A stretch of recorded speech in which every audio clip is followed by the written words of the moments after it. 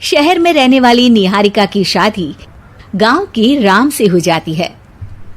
निहारिका को ज्यादा किसी चीज का शौक नहीं होता, जिस वजह से वो ससुराल में खुशी से रह रही होती है। लेकिन गोलगप्पों का प्यार सबको बहुत परेशान करता है।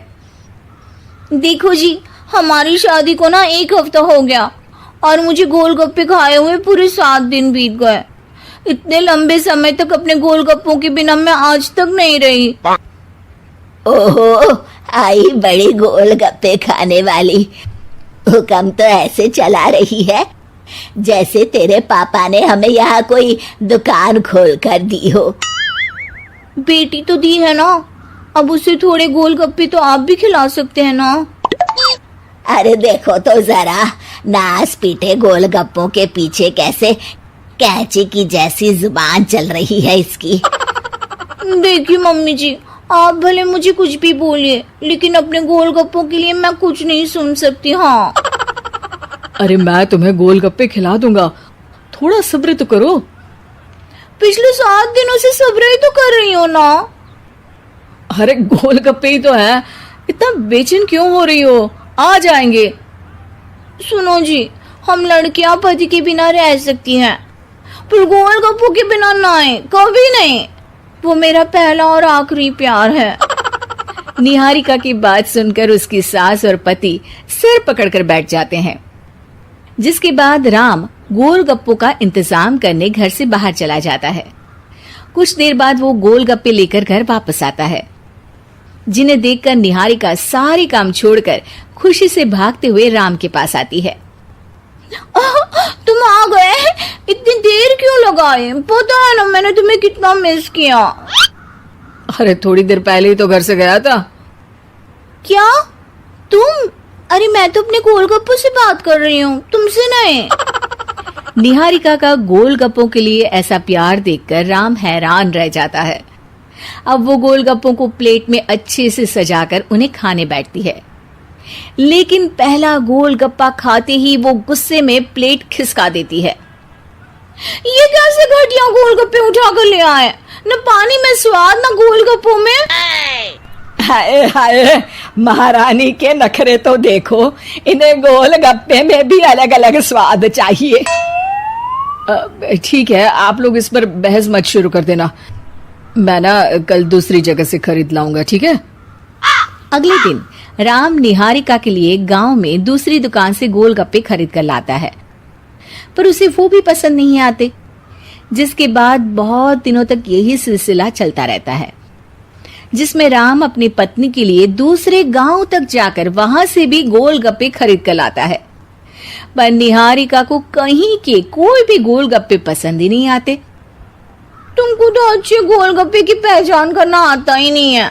तुमको गोलगप्पे का प्यार पता ही नहीं है, तुमसे कुछ होता ही नहीं है।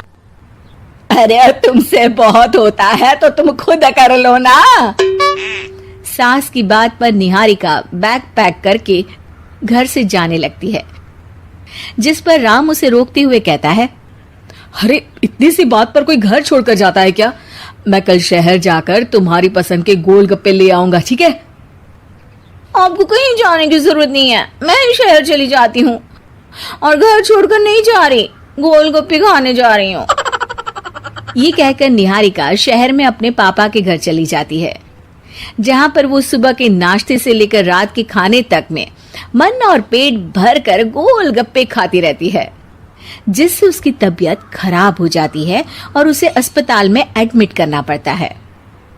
फूड पॉइजनिंग है, जंक फूड बिल्कुल बंद करना होगा। लो, बहुत गोलगप्पे गोलगप्पे करती रहती थी, कर दिया ना गोलगप्पे ने बीमार। और खाओ अब। माँ, इसके बारे में हम घर जाकर बात करेंगे। कुछ दिनों में निहारिका ठीक होकर अपने ससुराल वापस आ जाती है, जिस पर एक बार फिर सास बहू की नोकझोंक शुरू हो जाती है। अब थोड़े दिन अपने प्यार से दूर रहना, नहीं तो इस बार सीधा भगवान के घर पहुंच जाओगी। इस बार सास की बात का कोई जवाब दिए बिना निहारिका अपने कमरे में चली जाती है। बीमार होने की वजह से निहारिका गोलगप्पे तो खा नहीं पाती, लेकिन अभी भी उसके मन में हर वक्त उन्हीं के ख्याल चलते रहते हैं। हाय मेरे प्यारे गोलगप्पे, इस कल मुझे फूड पॉइजनिंग ने मुझे मेरे प्यार से दूर कर दिया। मेरे गोलगप्पों, मुझे तुम्हारी बहुत याद आ रही है। अगर मैंने तुम्हें खाया तो मम्मी जी तानों के ही गोलगप्पे बनाकर मुझे खिला देंगी। एक दिन निहारिका अपने चेकअप के लिए डॉक्टर के पास गई, जिसकी घर से निकलते ही राम रसोई में जाकर कुछ करने लगता है। शाम को निहारिका के घर वापस आते ही उसकी सास कहती है, शक्ल से तो लग रहा है कि डॉक्टर ने थोड़े और समय तक गोलगप्पे बंद कर दिए। अच्छा है, कम से कम अब हमें पूरा दिन गोलगप्पा पुराण तो नहीं सुनना पड़ेगा। सास की बातें सुनकर निहारिका चिढ़ते हुए अपने कमरे में जा रही होती है। तभी राम गोलगप्पों से भरी एक बड़ी प्लेट लेकर उसके सामने आ जाता है, जिन्हें देखकर निहारिका का चेहरा खिल उठता है। ये मैंने तुम्हारे लिए बनाया है। तुम्हें अपने पसंद की चीज खाने से कोई नहीं रोक रहा। जितना खाना है उतना खाओ, लेकिन उससे खाने की एक लिमिट होनी चाहिए। हाँ बहू, किसी भी चीज की अति हमेशा नुकसानदायक ही होती है। ठीक है, पर अभी मुंह में पानी आ रहा है। गोलगप्पे खाऊं प्लीज? अरे अकेले क्यों? सब सिद्धि की शादी के बाद वो ससुराल चली जाती है। पीछे रह जाती है भाभी रानी। सिद्धि के ससुराल जाते ही भाभी कहती है, अरे वाह जी वाह, सारे कपड़े मेरे। हाय रे पैंट, अरे वाह वाह, मजा आ जाएगा। अरे ये सिद्धि की अलमारी के सामने खड़े होकर क्या बड़बड़ा रही है? जा जाकर देख मेहमानों को विदाई की मिठाई मिली कि नहीं। अब हाँ माँ जी, क्यों नहीं, लेकिन पहले कपड़े तो बदल लूं। अब रानी आ जाती है सिद्धि के उन कपड़ों में जो वो ससुराल जाने से पहले घर छोड़ जाती है। अरे रानी, कुछ दिन रुक जाती। अरे ये तो सिद्धि बिटिया को मैंने ही दिया था, बड़ा ही फबता था उस पर। तुझ पर तो कुछ खास नहीं लग रहा। अब वो ना मेरे सारे कपड़े गीले थे तो सोचा पहन लूं। वैसे भी सिद्धि को कौन सा दिन पुराने आउटडेटेड कपड़ों को पहनना है। वैसे भी ये सूट तो मैंने तभी पहना था, वैसे खास है भी नहीं ये। हाँ ठीक है, लेकिन ना मेरी सिद्धि पर तो जमता था। सारे मेहमान चले जाते हैं और सिद्धि ससुराल से मायके पहली बार आती है। अपना घर, अपना कमरा, अपनी अलमारी। ये बोलकर जैसे ही सिद्धि अलमारी खोलती है तो सामने उसके कपड़ों की जगह कुछ और ही रखा होता है। माँ, ओ माँ, जरा कमरे में तो आना। सास और रानी वहां पहुंच जाते हैं। रानी ने पहनी होती है सिद्धि की जींस और टी शर्ट। अरे भाभी, ये क्या? ये तो मेरी बड़ी ही महंगी टी शर्ट है, इसे आपने घर में क्यों पहनी है? अरे बहुत मिलती है दीदी ये चौक की मार्केट में, 150 में।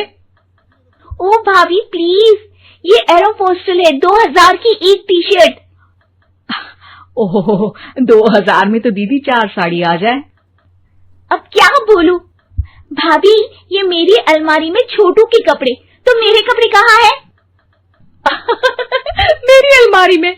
अब दीदी आपको कौन से पुराने कपड़े पहनने थे? माना भाभी, लेकिन मैं जब घर आती तो यही सब पहनती ना। अरे तुम तो बड़ी कंजूस हो दीदी। खैर, वक्त आता है जब सिद्धि ससुराल के लिए रवाना हो रही होती है। अरे रानी, अंदर से सिद्धि का गिफ्ट ले आ। लड़की पहली बार ससुराल से मायके आई है। रानी अंदर जाती है और एक सिंपल सी साड़ी लेकर बाहर आ जाती है। ये लीजिए माँ जी। सास बेटी को गिफ्ट देकर ससुराल भेजती है। अगले दिन रानी एक सुंदर सी साड़ी पहनकर सामने आती है। अरे रानी, ये तो वो साड़ी है जो मैंने सिद्धि को देने के लिए दी थी जब वो ससुराल ले जाती, लेकिन ये तूने कैसे पहन ली? अरे माँ जी, ये साड़ी तो मुझे बहुत पहले से ही पसंद थी, लेकिन चिंता ना करिए, मैंने सिद्धि के लिए भी अच्छी सी साड़ी दी है। हाँ। तभी सिद्धि का फोन आता है। क्या माँ, कुछ अच्छा तो दिया होता ससुराल ले जाने के लिए। अरे पहले दिखा दिया होता। ये चमकते हुए पैकेट में नौकरानी वाली साड़ी मत दिया करो माँ। अरे बेटे, वो तेरी भाभी ने ना गलती से उससे पैकेट बदल गया। हाँ, मैं कल ही तेरे भाई के हाथ से तेरा वाला पैकेट भेज दूंगी।